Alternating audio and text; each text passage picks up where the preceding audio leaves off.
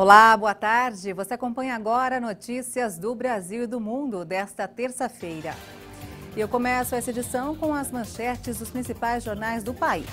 Folha de São Paulo, diretor de fundo russo chama Anvisa de antiprofissional e mentirosa por barrar Sputnik V no Brasil. Kirill Dmitriev também disse que pode ter havido pressão externa para não deixar a Sputnik entrar no país sem apresentar dados para isso. O estado de São Paulo, o governo prevê imunizar pessoas com comorbidades, deficiência e grávidas até o fim de maio. Esses grupos já estavam previstos no plano de vacinação contra a Covid, mas sem o detalhamento de prazos e a ordem de prioridades. Valor econômico, balanços de 16 empresas mostram créditos de 24 bilhões de reais de PIS e COFINS. O valor levantado pela CNI aponta prejuízo dos contribuintes com modulação no STF. E por fim, o Globo. Guedes demite Valderi Rodrigues da Secretaria de Fazenda após crise do orçamento. Bruno Funchal, secretário do Tesouro, irá para o lugar dele. A assessora de Guedes para a reforma tributária também deixa o governo. A lei que cria o programa Proleitos foi sancionada, mas com alguns vetos. O projeto tem o objetivo de oferecer mais unidades de internação para os pacientes com Covid. O presidente Jair Bolsonaro sancionou com vetos a lei que disponibiliza mais unidades de internação com a instituição do programa Proleitos. A proposta possibilita as pessoas e empresas a contratarem leitos clínicos e de terapia intensiva da rede privada em favor do Sistema Único de Saúde para atendimento de pacientes com Covid-19. A lei foi sancionada por um veto parcial, por inconstitucionalidade e interesse público, no dispositivo que previa que as pessoas físicas e jurídicas que aderissem ao programa Proleitos poderiam deduzir o valor investido do seu imposto de renda. Estabelecia ainda que o impacto orçamentário decorrente dessa lei fica limitado a 2 bilhões e meio de reais. Também foi vetado o dispositivo que determinava que seriam suspensas as cirurgias eletivas nos hospitais públicos e privados sempre que os leitos atingissem a taxa de ocupação de 85%, com exceção dos procedimentos relacionados à oncologia e à cardiologia.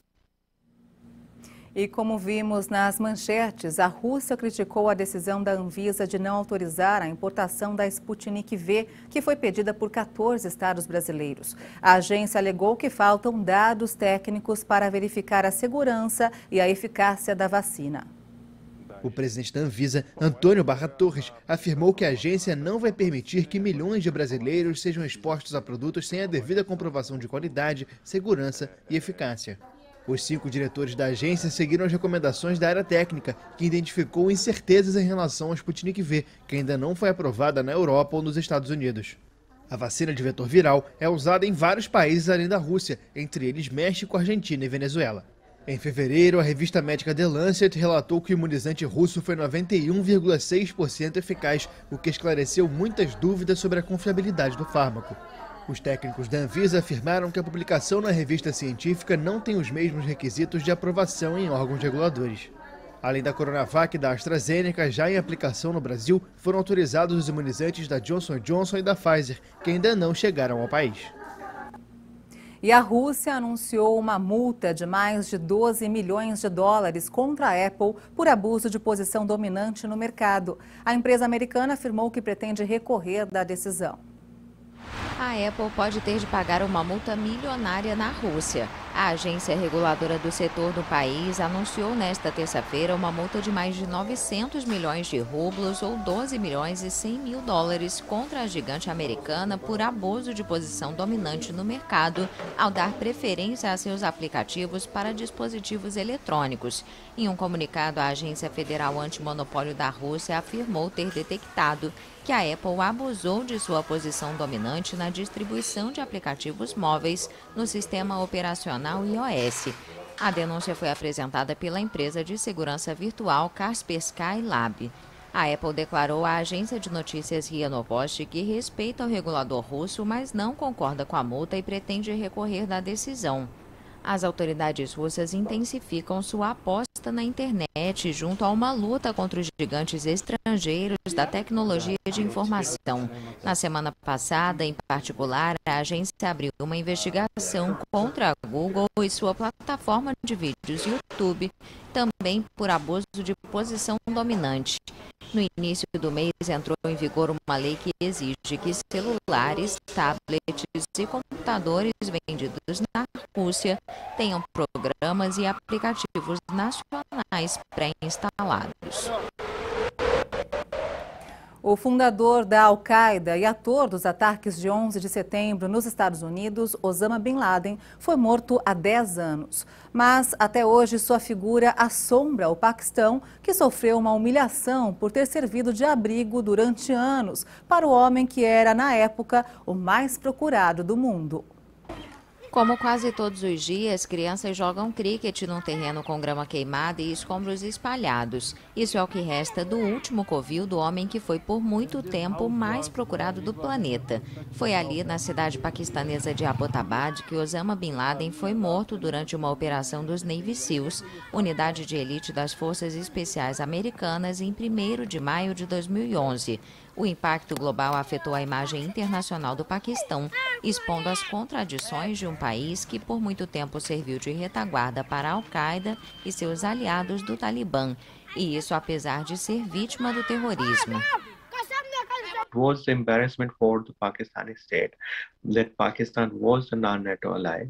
Foi vergonha para o Paquistão, que não era um aliado da OTAN e tinha uma parceria na guerra contra o terrorismo, mas um dos terroristas mais procurados do mundo encontrado em solo paquistanês, que foi morto pelos fuzileiros navais dos Estados Unidos. Isso foi, é claro, uma grande vergonha para o Paquistão. The US Marines. So this was, of course, a big embarrassment for Pakistan. Foi muito constrangedor para o Paquistão que Bin Laden tenha vivido recluso por pelo menos 5 anos em Abbottabad, a menos de 2 quilômetros de uma prestigiosa academia militar. O exército e os serviços de inteligência do Paquistão sofreram um duro golpe e poderiam ter admitido que estavam cientes da presença do fundador da Al-Qaeda, mas isso teria deixado clara sua incapacidade de impedir a operação americana. Eles preferiram negar, mesmo significando reconhecer lacunas nas atividades de inteligência. O evento foi vivido como uma humilhação nacional.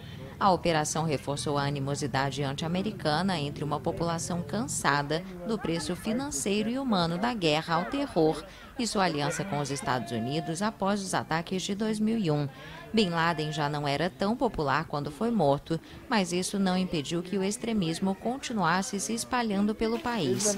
10 anos depois, Bin Laden mantém sua aura entre os círculos radicais, mas não é unanimidade entre a população.